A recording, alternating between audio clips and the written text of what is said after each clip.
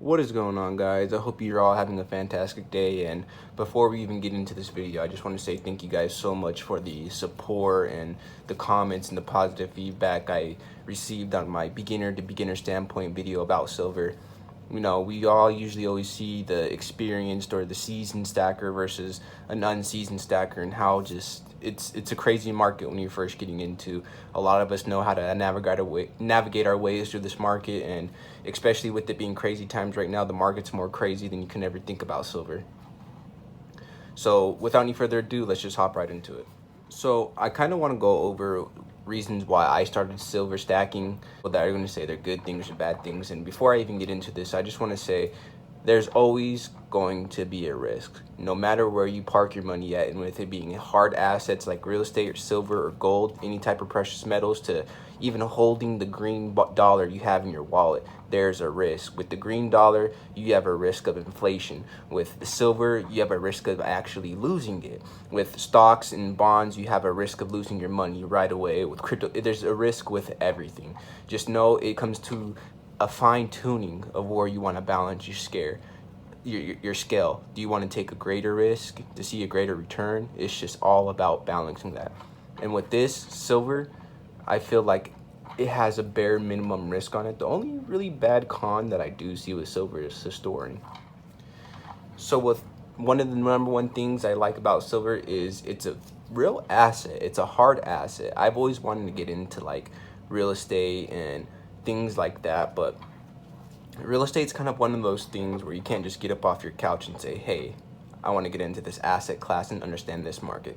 There's a lot of learning behind the market. There's a lot of things you need to do. There's a lot of money you need to have saved in order to even get into the market. So with silver, I feel like this is going to lead up to step point number 2 is it's a really good basic asset class to understand markets and to learn. With silver, it's a bare minimum market, and you can jump in there, you can kind of learn, you can learn how to navigate and gain that financial wisdom. I mean, gain that financial intelligence and just kind of learn how this market works and kind of step up slow and slow and slow. You know, you can't just immediately start sprinting into everything. You can just kind of walk your way, crawl your way, and you'll soon understand. So that's why those are two things, I guess, right there why I really like silver. It's a real hard asset, and it's a basic asset class that you can learn markets with. So since I kind of gave 2 reasons why I like stacking silver, I'll just go ahead and jump to number 3. And number 3 is it's a protected savings account. And at that, it's a decentralized protected savings account. What I mean by decentralized is it's not like stocks, it's not like bonds, it's not like cryptocurrencies where the government has to ask, hey, how much do you have here? Have you made capital gains here? How much cryptocurrency do you have? No one needs to know that you own silver or even gold, any type of precious metal. No one needs to know. That's what I mean by decentralized. What I mean by protected is, one, it protects you from yourself. You don't go out there and just spend your money. You take into consideration, hey, this looks a lot better in my stack. Do I want to go out there and spend my money? Do I want to go out there and figure out where to take this and turn it into fiat currency in order to spend it?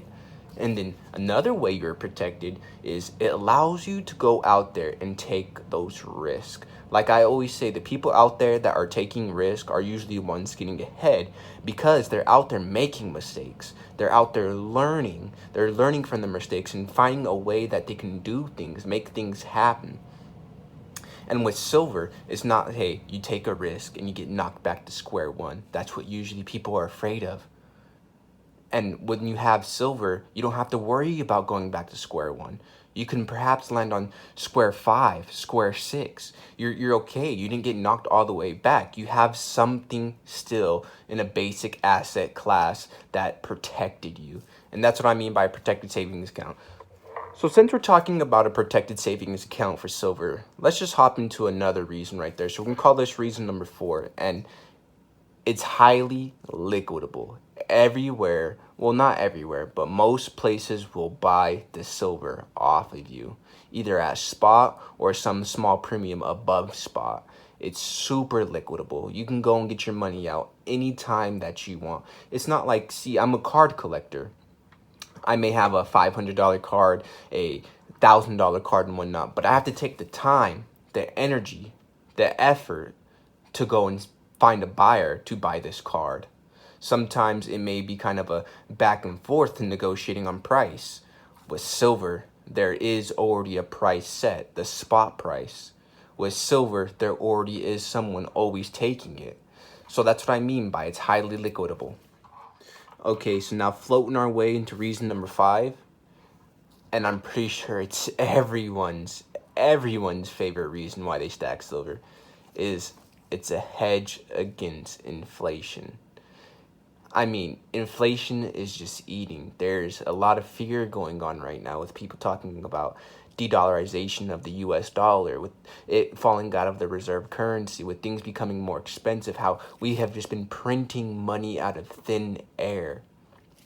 With silver, you can't print it. It's something we have to look for. It's something that's already made. We can't just make silver like we do USD.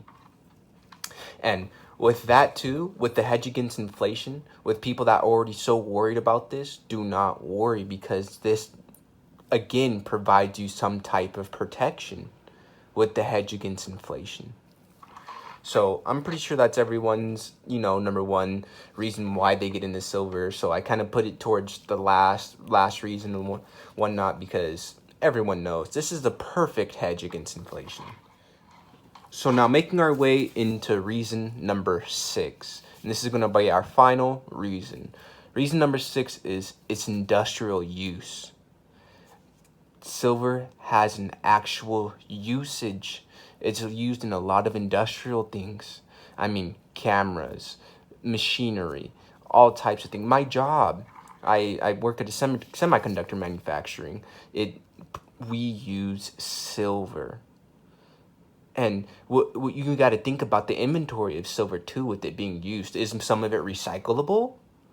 Hey, it costs $40, $50 to, let's say, get the acids and the equipment to get an ounce of silver from recycling it. So we might as well just go out there and spend $30 on getting a whole new ounce itself, that we don't have to go through recycling material. We don't have to use that time. We don't have to go through all that money and all those barriers of recycling material to get 1 ounce of silver. So there's a lot of potential in silver with it having its industrial use, and whether or not we want to keep on recycling it and whatnot. So that's one of my favorite reasons, is there's potential for it to grow just because it's industrial application.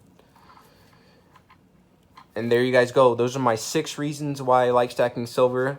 I know there's plenty of more out there. I can sit here and I can talk about silver all day. I mean, shoot, reason number 7.